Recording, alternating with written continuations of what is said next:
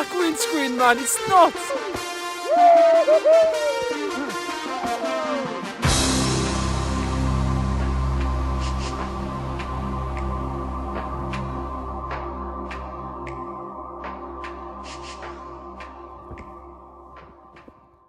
Fikk meg en ting, ja? Ocean Boys, ja? Ja da. Ja da, ja da.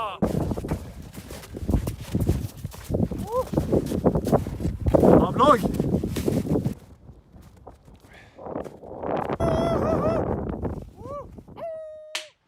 Hello there, YouTube followers. A lot of you have been requesting our morning routines. So wake up, grab an acai bowl, do some yoga, walk up, take a hike, and then maybe like do some meditation, and that's pretty much it. And then you go to work. So what? Yeah.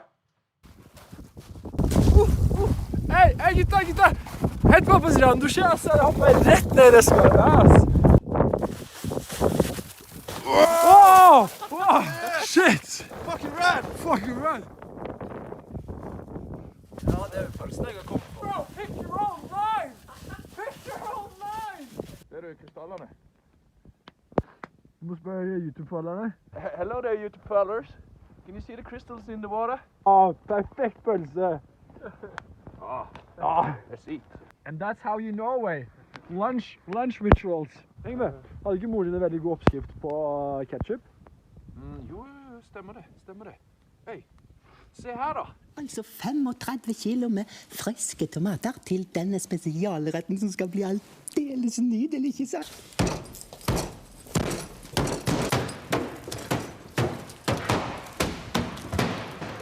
Skjønn fram til seg, det smaker helt som kjøpeketchup. Veldig godt. Er det kjipt å gi noen en termos, og så spør de sånn, holder den her vannet varmt? Ja. Har du faen Sykt noe? kjedelig. Har du noe tiltur? Hope it doesn't collapse. New year, new me. Did you cut off your arm? Yeah. It's no longer here. Oh, shit. Yeah.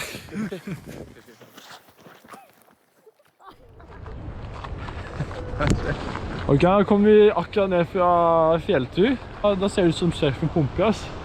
Så det er egentlig bare å bruke resten av dagen og så hoppe uti før det blir mørkt.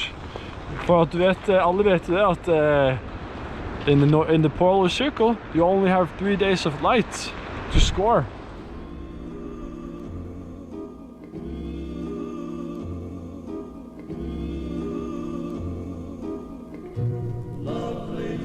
Så er det YouTube-followers. Nydelig dag, knallsol.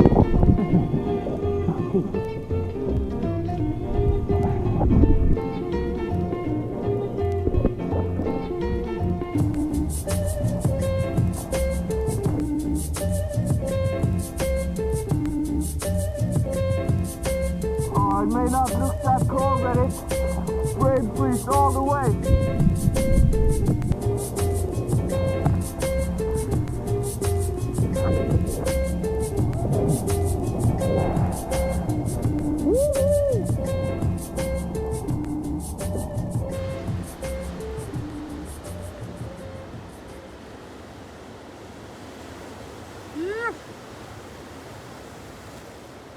Det kom seg i slutten.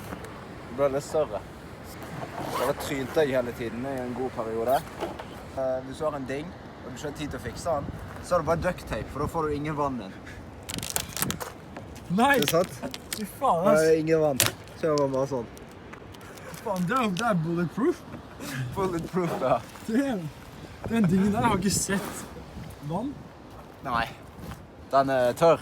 Den er tøy. Hei! Var det et ord for dagen, eller? Det som er kjipest med korona, er hvis du har kjipe interesser. Da blir det kjipt. Cruising down the street in my 6'4", jacking the freaks, knocking the door, went to Jæren to get paid. Local hair, how hair calls you to a carpool over how can it be? A fresh. Hello there, YouTube followers, in this next episode of Meals.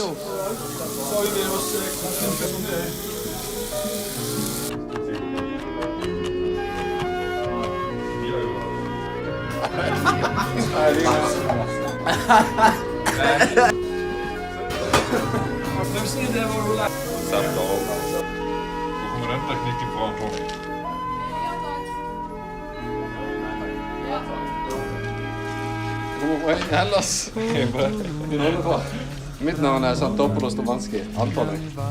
If you have a meal and it's not like this, can you call it a meal? Ja, det går bra med meg. Hva var det? Det var meg å drikke. Hei, fett kompis. Grip of death! Grip of death! Grip of death! Holy fuck! Fucking hell! Grip of death! Can you call it a meal? Jeg tar gjerne en øl, ass. Jeg har ølen min rett her. Grip of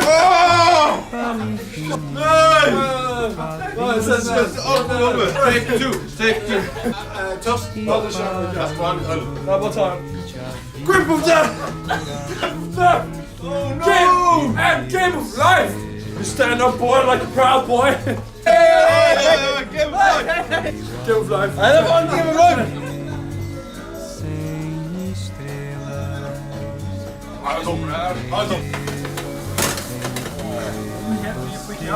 It's lamb for you. It's some chicken. It's some swine, you know. Her har man en god blanding, og så bare blander man alt sammen, og så blir det perfekt kebabski. Det blir gyros. Så jævlig digg. Oh, that's a UK meat. I was stuck in the cold and I got the kebab in my mouth, man.